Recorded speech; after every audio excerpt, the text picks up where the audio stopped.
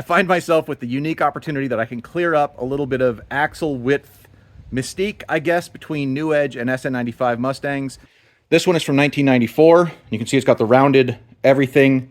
This one is from 2002, and you can see it's got this kind of sharp edge, hence why it's called a New Edge. I think that was the design language that Ford was using at the time. Now, these, it's hard to see because my garage is a freaking mess, but these are a little bit chubbier. And as a component of that, they have wider axles.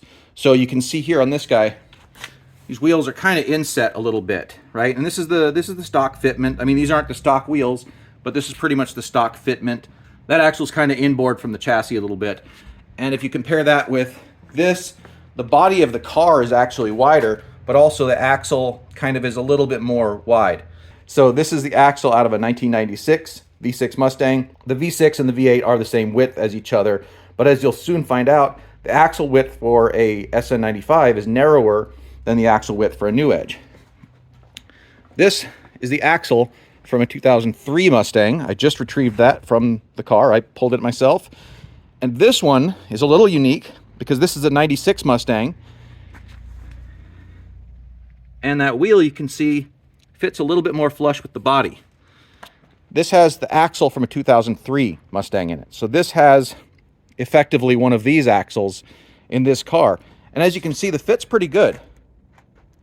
I think that's actually, I mean, I think that's a great fit. Like, I don't want it to stick out further. I know everyone has a different idea of stance, whatever. You could have, I mean, we all have opinions. I'm not saying, hey, screw you, have your opinion. No, genuinely, have your opinion. But I think this is a great fit. I think that's a real nice look for it.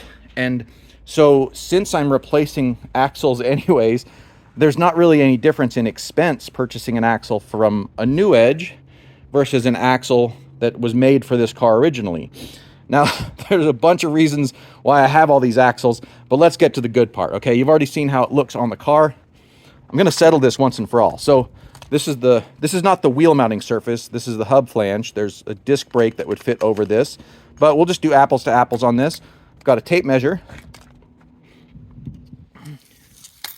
Oh man, let's get this hook, come on, keep tension on it. All right, so we're right about 62¼ inches.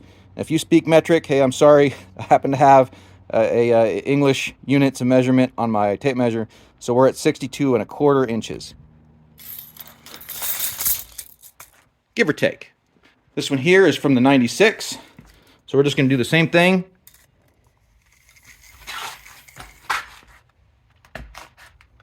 We are at, what is that? That is around 60¾ just a little under 60¾ So now you know the difference in width. That's all.